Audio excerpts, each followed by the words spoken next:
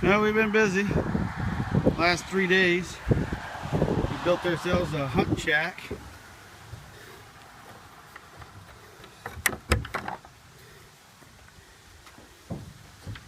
We did all the flooring in there.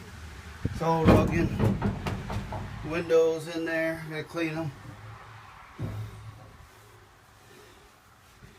Got a shelf in here. All the windows. 6x6.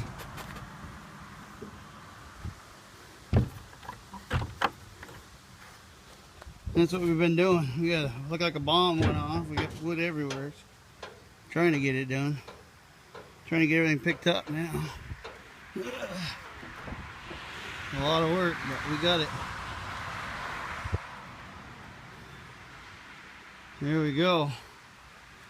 We got one hunting shack down. Second one down. We built another one. This is the second one we built this year. That window closes. These windows go up and down on this side. That's it. It's all on the trailer, ready to go. We'll be hunting in style this year. Lewis out.